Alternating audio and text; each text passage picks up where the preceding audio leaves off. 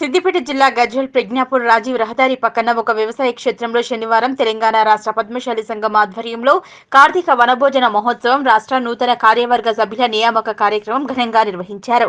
గజ్వేల్ ప్రజ్ఞాపూర్ పట్టణ పద్మశాలి సంఘం, పద్మశాలి యువజన సంఘం ఆధ్వర్యంలో రాష్ట్ర పద్మశాలి సంఘం అధ్యక్షులు రాజ్ కుమార్ ను గజమాలతో సత్కరించి అభినందనలు తెలిపారు.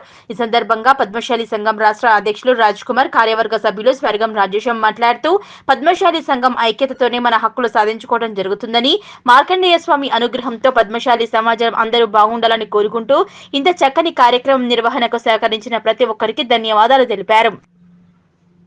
రాబోయే స్థానిక సంస్థల ఎన్నికల్లో పద్మశాలి సమాజం ఎన్నికల్లో పోటీ చేసి గెలిచే విధంగా సాయశక్తుల కృషి చేయాలని, ఎక్కడైతే స్థానిక సంస్థల ఎన్నికల్లో పద్మశాలి సంఘం తరపున పోటీ చేసే వారికి రాష్ట్ర పద్మశాలి సంఘం సంపూర్ణ సహకారం ఉంటుందన్నారు. ఈ కార్యక్రమంలో రాష్ట్ర స్థాయిలో ఉన్న పద్మశాలి సంఘం ప్రముఖులు, పద్మశాలి సంఘం నాయకులు, మహిళలు, చిన్నారులు పాల్గొన్నారు. ఈ కార్యక్రమ సందర్భంగా 33 జిల్లాల నుంచి వచ్చినటువంటి అధ్యక్షులు, కార్యదర్శులు, ప్రతి జిల్లాకి సంబంధించినటువంటి కమిటీ సభ్యులు ఒకసారి స్వర్గీయ రామా శ్రీనివాస్ గారిని మరొకసారి గుర్తు చేసుకొని వారు ఏర్పాటు చేసినటువంటి, వారు శ్రమించి ఇంతవరకు తీసుకొచ్చినటువంటి తెలంగాణ రాష్ట్ర పద్మశాలి స్మరించుకుంటూ ఈరోజు ఈ కార్యక్రమ సందర్భంగా నా గురించి నేను చెప్పుకోవాల్సిన అవసరం లేదు కదా, పరిచయం ఉన్నది, పరిచయం చేసుకోవాలా? ఐఏఎస్ అధికారిని, మధ్యప్రదేశ్ క్యాడర్ లో పనిచేస్తున్నాను. ప్రస్తుతం ప్రిన్సిపల్ సెక్రటరీగా rural drinking water supply schemes అంటే ఇక్కడ ఎట్లయితే మిషన్ దగ్గరనో అక్కడ జల్ జీవన్ మిషన్ అని భారత ప్రభుత్వ ఇంటింటికి నల్లా ఇచ్చేటటువంటి. జై మార్కండేయ. ఈరోజు కనీవినీర్ రీతిలో తెలంగాణ రాష్ట్ర పద్మశాలి సంఘం ప్రజాస్వామ్యయుతంగా మరి ఎన్నికలు జరుపుకొని ఒక మంచి మెజారిటీతో వల్లకాటి రాజ్ కుమార్ గారిని రాష్ట్ర అధ్యక్షునిగా ఎన్నుకోవడం జరిగింది. ఇక్కడ ప్రథమ కార్యవర్గ సమావేశాన్ని ఏర్పాటు చేసుకోవడం జరిగింది. ఈ సందర్భంగా రాష్ట్ర స్థాయిలో ఉన్నటువంటి పద్మశాలిని అందరినీ కూడా ఏకం చేసి మరి అన్నగారు చెప్పినట్టుగా తప్పకుండా ఒక్క త్రాడిపైకి తీసుకొచ్చి మరి పద్మశాలకు ఉన్నటువంటి నైపుణ్యాన్ని, మరి చతురతని రాజకీయంలో కూడా వాడుకుంటామని చెప్పి తెలియజేస్తూ రేపు రాబోయే లోకల్ బాడీ సెలక్షన్స్లో జై జై పద్మశాలి.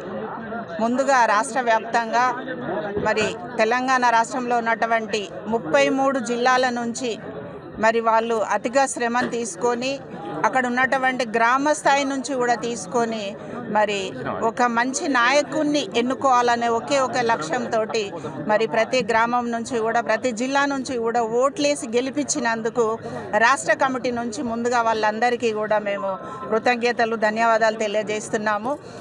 ఒక తెలంగాణ రాష్ట్ర పద్మశాలి సంఘానికి ఒక డైనామిక్ లీడర్ అయినటువంటి రాజకుమార్ అన్నయ్య గారు మరి ఈరోజు ఎలక్ట్ కావడం, తర్వాత ఫౌండర్ మన మధ్య లేరు రామా శ్రీనివాస్ అన్నయ్య గారు, వారు ఇచ్చిన ఆధ్వర్యంలో ఈరోజు వల్లకోటి రాజకుమార్ గారి నేతృత్వంలో ఈరోజు కార్యవర్గం ఏర్పాటు చేసుకున్నాం.